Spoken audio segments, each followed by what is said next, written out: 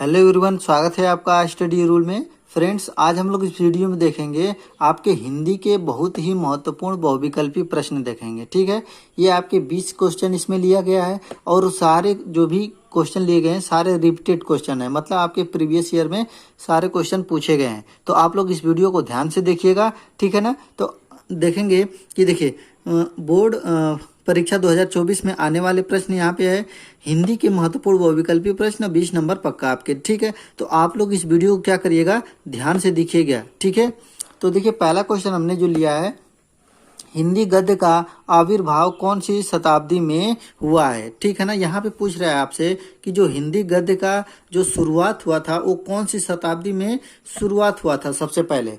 तो आपके जो ऑप्शन दिए हैं 19वीं शताब्दी, 21वीं शताब्दी, 16वीं शताब्दी और 13वीं शताब्दी। तो आपको इसमें से करेक्ट आंसर चुनना है। तो इसमें से सबसे करेक्ट आंसर जो है आपका वो है आपका ऑप्शन नंबर ए 19वीं शताब्दी। ठीक है ना, आपका जो पहले का आंसर हो जाएगा ए हो जाएगा। ठीक है, अब देखेंगे दूसरा क्वेश्चन आपका, श्रृंगार रस मंडन रचना के लेखक कौन है। ठीक है ना, आपके दूसरा क्वेश्चन है आपका कि श्रृंगार रस मंडन रचना के लेखक कौन है।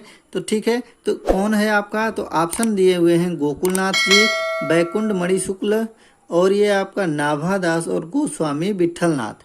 ठीक है ना, आपके चार ऑप्शन दिए गए हैं। तो इन चारों ऑप्शनों में से जो करेक्ट आंसर है वो है आपका option number D Goswami Vitthalnath. ठीक है ना, तो आपको ध्यान देना है कि श्रृंगार रस मंडन रचना के लेखक कौन है, तो गोस्वामी विठलनाथ जी। कौन, ठीक कौन जी, गोस्वामी विठलनाथ जी। ठीक है ना, दूसरा क्वेश्चन भी आपको हो गया करेक्ट। अब तीसरा क्वेश्चन देखेंगे कि अमीर खुसरो की रचना का नाम है, मतलब अमीर खुसरो ने कौन सी रचना लिखे हैं। आपके चार आपकी रचनाएं दी हुई है, शब्दानुशासन, अष्टयाम और है आपकी सखियां, बीजक जिनको बोलते हैं, पहेलियां और मुकरियां। ठीक है ना, तो ये आपके चार ऑप्शन है और इन चारों ऑप्शनों में से जो करेक्ट आंसर है वो है आपका ऑप्शन नंबर डी पहेलियां और मुकरियां। ठीक है ना, कौन सा है, पहेलियां और मुकरियां। अमीर खुसरो की रचना का नाम कौन कौन सी है, पहेलियां और मुकरियां। ठीक है ना, और आपको इसमें से ये बताना है शब्दानुशासन की जो रचना दिया हुआ है इसके कौन है, रचनाकार कौन है। ठीक है ना, आपको कमेंट करके बताना है कि शब्दानुशासन के जो रचनाकार है कौन है, क्योंकि ये बहुत ही इम्पोर्टेंट है ये वाला क्वेश्चन। चौथा वाला क्वेश्चन देखेंगे, चार नंबर क्वेश्चन क्या कह रहा है कि राम वृक्ष बेनीपुरी किस निबंध के लेखक हैं। ठीक है ना, तो जो राम वृक्ष बेनीपुरी जी हैं किस निबंध के लेखक हैं। आपके चार ऑप्शन दिए हैं, वट पीपल, पूस की रात, ठलुआ क्लब, गेहूं और गुलाब। ठीक है ना, ये चार ऑप्शन दिए गए हैं। इन चारों ऑप्शनों में से जो करेक्ट आंसर है वो है आपका गेहूं और गुलाब। ठीक है ना, राम वृक्ष बेनीपुरी किस निबंध के लेखक है, तो गेहूं और गुलाब के। तो ऑप्शन नंबर जो डी है वो हो जाएगा आपका करेक्ट हो जाएगा। ठीक है ना, डी आपका करेक्ट आंसर हो जाएगा। और इसमें से आपको बताना है कि पूस की रात किसकी रचनाकार है, पूस की रात की रचनाकार कौन है। ठीक, ये भी देखिए इन चारों जितने भी आपके निबंध दिए हुए हैं इन चारों बहुत ही इंपॉर्टेंट है। ठलुआ क्लब ये भी पूछा जाता है, आपकी पूस की रात भी पूछा जाता है, ये थोड़ा कम पूछा जाता है वट पीपल। ठीक है ना, लेकिन ये तीन जो भी ऑप्शन दिए हुए हैं, पूस की रात, ठलुआ क्लब, गेहूं और गुलाब, ये पूछा जाता है कि इसके रचनाकार कौन है। ठीक है ना, अब देखेंगे पांचवा नंबर क्वेश्चन। 5 नंबर जो क्वेश्चन आपका है कि पूस की रात और कफन कहानियों के लेखक कौन है। यहाँ पे देखिए पूस की रात आ गया ना, पूस की रात, पूस की रात। तो पूस की रात, अब यहाँ पे देखिए इन्हीं ऑप्शनों में से है कौन हो सकते हैं कि जयशंकर प्रसाद जी, मुंशी प्रेमचंद जी, सूर्यकांत त्रिपाठी निराला जी, निराला भी इनको बोला जाता है, महादेवी वर्मा जी। ठीक है ना, तो ये आपके चार ऑप्शन है। इन चारों ऑप्शनों में से जो करेक्ट आंसर है वो है आपका option number C Munshi Premchand ji. ठीक है ना, कौन है, मुंशी प्रेमचंद जी। आप सभी लोग जानते ही होंगे मुंशी प्रेमचंद जी के बारे में। तो इनकी पूस की रात और कफन, गबन, गोदान, ये सारी किनकी रचना है, आपकी मुंशी प्रेमचंद जी की। ठीक है ना, 6 नंबर क्वेश्चन देखेंगे। देखिए 6 नंबर जो क्वेश्चन है आपका कि निम्न कथनों में से कौन सा कथन सही है। ठीक है ना, क्वेश्चन है आपका कि विचार वीथी आचार्य रामचंद्र शुक्ल का इतिहास ग्रंथ है, क्या इनकी है, या उजली आग यशपाल का निबंध संग्रह है, क्या ये है सही है? या डॉक्टर नागेंद्र प्रसिद्ध उपन्यासकार हैं, क्या ये वाला सही है? क्या चौथा वाला है राम स्वरूप चतुर्वेदी सफल भेंट वार्ता लेखक है?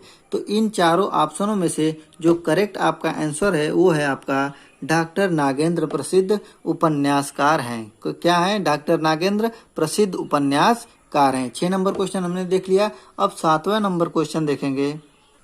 देखिए 7वां क्वेश्चन है आपका कि अजात शत्रु किस विधा की रचना है? अजात जो शत्रु है वो किस विधा की रचना है? क्या अजात शत्रु एकांकी है, या उपन्यास है, कहानी है, या नाटक है? ठीक है ना। तो जो अजात शत्रु है वो कौन सी रचनाकार है, रचना है? वो है आपका नाटक है। अजात शत्रु क्या है? आपका नाटक है। और किसकी ये रचना है अजात शत्रु, आपको कमेंट करके बताना है। ठीक है ना, क्योंकि ये भी बहुत ही इम्पोर्टेंट क्वेश्चन है अजात शत्रु के। ठीक है ना, अजात शत्रु पूछा जाता है आपका, तो इसका आपको बताना है रचनाकार कौन है। रचना तो है नाटक है, लेकिन किसने लिखा है आपको कमेंट करके बताना है। आप देखेंगे 8वां नंबर जो क्वेश्चन है, अंधकार और प्रकाश एकांकी के रचनाकार हैं। ठीक है ना, अंधकार और प्रकाश एकांकी के रचनाकार कौन है, कौन से लेखक हैं? वो क्या भुवनेश्वर जी हैं, जयशंकर प्रसाद, उदय शंकर भट्ट, या विष्णु प्रभाकर? ठीक है ना। तो आपके 4 ऑप्शनों में से जो करेक्ट आंसर है वो है आपका उदय शंकर भट्ट जी। कौन है आपके? उदय शंकर भट्ट जी हैं। आपके 8 नंबर का क्वेश्चन हो गया बी। ठीक है ना। 9 नंबर क्वेश्चन देखेंगे। 9 नंबर क्वेश्चन है आपका कि करुड़ रस का अस्थाई भाव। यहाँ से आपका रस चालू हो गया। ठीक है ना, आपके जो व्याकरण से जितने भी क्वेश्चन है यहाँ से चालू हो जाएंगे कि करुड़ रस का अस्थाई भाव क्या है। तो करुड़ रस का अस्थाई भाव होता है, क्या होता है? शोक होता है। करुड़ मतलब शोक। ठीक है ना, शोक हो गया। करुड़ रस का अस्थाई भाव क्या हो गया? शोक। तो अब देखेंगे अगला क्वेश्चन। अब देखेंगे 10 नंबर क्वेश्चन। ठीक है ना। तो 10 नंबर जो क्वेश्चन है आपका कि चली मनो आंगन कठी ताते राते पाए पंक्ति में कौन सा अलंकार है? तो आप लोगों को पता ही होगा कि जिसमें मनु मानव जनु जानव आता है वो कौन सा अलंकार होता है? वो होता है आपका उत्प्रेक्षा अलंकार होता है। तो ये आपका जो ऑप्शन नंबर सी है उत्प्रेक्षा अलंकार, यही आपका जो हो जाएगा क्या हो जाएगा? करेक्ट हो जाएगा आपका ऑप्शन नंबर सी। ठीक है ना, उत्प्रेक्षा अलंकार। समझ में आ रहा है ना आप लोगों को? यदि क्वेश्चन आप लोगों को अच्छे लगे तो लाइक कर दीजिएगा वीडियो को। ठीक है ना। अब देखेंगे क्वेश्चन नंबर 11। क्वेश्चन नंबर 11 क्या है आपका? क्वेश्चन नंबर जो 11 है कि 4 चरणों में समान मात्राओं वाले छंद को क्या कहते हैं? ये बहुत ही सिंपल क्वेश्चन है।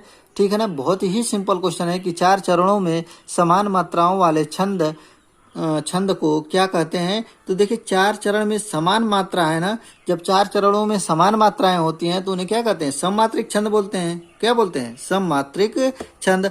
तो हो जाएगा आपका ऑप्शन नंबर ए आपका करेक्ट हो जाएगा क्या? सममात्रिक छंद। ठीक है ना, 4 चरणों में समान मात्राओं वाले छंद को क्या कहते हैं? सममात्रिक छंद कहते हैं। ठीक, अब देखेंगे अगला क्वेश्चन आपका क्वेश्चन नंबर 12। ठीक है ना, क्वेश्चन नंबर 12 देखेंगे क्या कह रहा है आपका कि निष्कपट शब्द में उपसर्ग है। उपसर्ग आप जानते होंगे कि पहले जो लगता है उसे उपसर्ग बोलते हैं, और जो बाद में लगता है उसे क्या बोलते हैं? प्रत्यय बोलते हैं। ठीक है ना, तो उपसर्ग अब यहाँ पे होगा तो निस होगा। देखिए निष्कपट तो निस होगा। अब कौन सा निस होगा? क्या निस ये वाला निस होगा, या इसमें देखिए स आधा है, यहाँ भी देखिए स आधा है, यहाँ भी स है। ठीक है ना, तो षटकोण सा है, यहाँ पे छोटा सा है, तो इनमें से कौन सा वाला स होगा? तो ये इसमें से जो आपका ऑप्शन नंबर जो डी है वो करेक्ट हो जाएगा निस। ठीक है ना, आपको देखिए यहाँ पे ध्यान देना है, षटकोण सा है ना, लेकिन यहाँ पे षटकोण सा न होके छोटा सा वाला होगा, तो आपको इसको ध्यान देना है। निष्कपट शब्द में कौन सा उपसर्ग होगा? निस होगा, लेकिन स छोटा होगा, लेकिन वहाँ पे छोटा वाला स होगा। ठीक है ना। ठीक, अब देखेंगे 13 नंबर क्वेश्चन। 13 नंबर जो क्वेश्चन है आपका कि साहित्यिक में कौन सा प्रत्यय है? अब देखिए प्रत्यय की बात आ गई ना, तो प्रत्यय शब्द के बाद में लगता है ना, तो बाद में लगेगा तो साहित्य धन इक बराबर क्या होता है? साहित्यिक होता है। तो इसमें कौन सा प्रत्यय लगा है? इक प्रत्यय लगा है। कौन सा प्रत्यय? इक। तो ऑप्शन नंबर जो ए हो जाएगा वो आपका करेक्ट हो जाएगा, आपका इक। साहित्यिक, साहित्य धन इक बराबर साहित्यिक। ठीक है ना, 13 क्वेश्चन हमने देख लिया। इसमें 13 क्वेश्चन देख लिए। अब देखेंगे 14 नंबर क्वेश्चन। देखिए 14 नंबर जो क्वेश्चन है, क्वेश्चन क्या कह रहा है कि धान कोठी में कौन सा समास है। अब यहाँ पे समास की बात आ गई ना, समास की बात आ गई तो आपको बताना है कि धान कोठी में कौन सा समास है। क्या अव्ययी भाव समास है, तत्पुरुष समास है, कर्मधारय समास है या द्विगु समास है। तो ये होगा इसका जो करेक्ट आपका आंसर है वो हो जाएगा आपका सी, तत्पुरुष समास। कैसे होगा, तो देखिए तत्पुरुष समास में हम जानते हैं कि जिसमें कारक का लोप होता है वहाँ पे क्या होता है, तत्पुरुष समास होता है। जैसे धान कोठी मतलब धान की कोठी, देखिए का के की आ गया ना, तो कारक इसमें लोप हो रहा है, इसलिए यहाँ पे क्या हो जाएगा, तत्पुरुष समास हो गया। ठीक है ना। और द्विगु समास में आप लोग जानते होंगे कि सबसे पहले क्या होता है, संख्यावाचक शब्द होते हैं। अब देखेंगे 15 नंबर क्वेश्चन। 15 नंबर जो क्वेश्चन कह रहा है क्या कि कवि शब्द है। कवि शब्द क्या है, संकर शब्द है, तद्भव शब्द है, देशज शब्द है और तत्सम शब्द है। ठीक है ना। तो तद्भव, तत्सम, देशज और संकर और एक विदेशज शब्द होते हैं। 5 शब्द होते हैं आपके, तद्भव, तत्सम, देशज और विदेशज और ये संकर शब्द। तो आपका जो करेक्ट आंसर है हो जाएगा आपका तत्सम शब्द। कौन सा शब्द हो जाएगा, तत्सम शब्द होता है। आपका कवि शब्द कैसा शब्द होता है, तो तत्सम शब्द हो जाएगा। आपका ऑप्शन नंबर जो डी है करेक्ट है। और ये बहुत बार आपका क्वेश्चन ये पूछा गया है, ये बहुत ही इंपॉर्टेंट क्वेश्चन है। ठीक है ना, ये वाला क्वेश्चन बहुत ही इंपॉर्टेंट है, कई बार आपसे क्वेश्चन में पूछा गया है प्रीवियस ईयर क्वेश्चन में, तो आप लोग इसको ध्यान दीजिएगा। अब देखेंगे 16 नंबर क्वेश्चन। 16 नंबर जो क्वेश्चन है कि गंगा का पर्यायवाची शब्द है। कौन सा पर्याय, क्या मंदाकिनी है, देव नदी है, भागीरथी है या ये सभी है। ठीक है ना। तो जो गंगा की ये जो दिया हुआ है, मंदाकिनी, देव नदी और भागीरथी, ये सभी इन्हीं की पर्यायवाची शब्द है। तो इसीलिए इसका ऑप्शन नंबर जो डी है वो क्या हो जाएगा आपका, करेक्ट हो जाएगा, ये सभी। तो गंगा का पर्यायवाची शब्द कौन सा हो जाएगा, ये सभी। ठीक है ना। अब देखेंगे 17 नंबर क्वेश्चन। 17 नंबर जो क्वेश्चन है आपका कि पित्रादेश का संधि विच्छेद है। ठीक है ना। तो पित्रादेश का जो संधि विच्छेद हो जाएगा, क्या पितृधन आदेश होगा, पितधन आदेश, पितृधन आदेश या पित्राधन देश। तो कौन सा आपका इसमें करेक्ट होगा आपका आंसर, तो वो हो जाएगा आपका बी नंबर जो पितृधन आदेश। ठीक है ना, पितृधन आदेश ये हो जाएगा आपका ऑप्शन नंबर बी करेक्ट हो जाएगा। तो ये भी पूछ सकता है आपका कि पित्रादेश में कौन सी संधि है। तो कौन सी संधि है, वो है आपका यड़ संधि। कौन सी संधि होगी आपका, यड़ संधि। ये भी आपको ध्यान देना है, कौन सी संधि होगी, यड़ संधि होगा। पितृधन आदेश बराबर पित्रादेश। अब देखेंगे 18 नंबर क्वेश्चन। 18 नंबर जो क्वेश्चन कह रहा है आपका कि फला नाम शब्द फल की कौन सा विभक्ति एवं वचन का रूप है। देखिए जिसमें सारे क्वेश्चन लिए गए हैं वो सारे आपके बोर्ड एग्जाम से ही क्वेश्चन आपके सारे हैं और वही क्वेश्चन पूछे जाते हैं जो आपके बोर्ड एग्जाम में पूछे जाएंगे। मतलब तरीका जो होगा आपका पूछने का वही है जो हमने इसमें सारे क्वेश्चन 20 क्वेश्चन लिए गए हैं। ठीक है ना। तो अब देखिए जैसे जैसे क्वेश्चन था, पर्यायवाची शब्द से भी आपके क्वेश्चन हो गए, तद्भव तत्सम से, समास से हो गया, रस से हो गया। ठीक है ना। और रचनाकार, कवि जो हो गए आपके, तो सभी मतलब चीजों से लिया गया है इसमें सारे क्वेश्चन। फिर है आपका फला नाम शब्द का ना, तो इसमें से जो आपका करेक्ट आंसर हो जाएगा वो हो जाएगा आपका बी, आपका षष्ठी बहुवचन होता है। ठीक है ना। फला नाम लास्ट में आता है ना, ये फला नाम, तो ये षष्ठी बहुवचन हो जाएगा आपका, ऑप्शन नंबर बी करेक्ट हो जाएगा। अब देखेंगे 19 नंबर क्वेश्चन। 19 नंबर जो क्वेश्चन है आपका कि पठ धातु का लट लकार का प्रथम पुरुष द्विवचन है। पठ धातु का लट लकार है ना, तो पठति पठत, पठंती, पठसी पठत, पठसी पठत, पठत। तो ये आपका जो करेक्ट आंसर हो जाएगा वो वाला हो जाएगा आपका ए, पठत। ठीक है ना। पठत हो जाएगा आपका प्रथम पुरुष का, पठति पठत, पठंती। तो प्रथम पुरुष का एक द्विवचन, पठति पठत हो जाएगा, तो पठत यही वाला हो जाएगा आपका। तो ठीक है, 19 नंबर क्वेश्चन हो गया। अब देखेंगे 20 नंबर क्वेश्चन।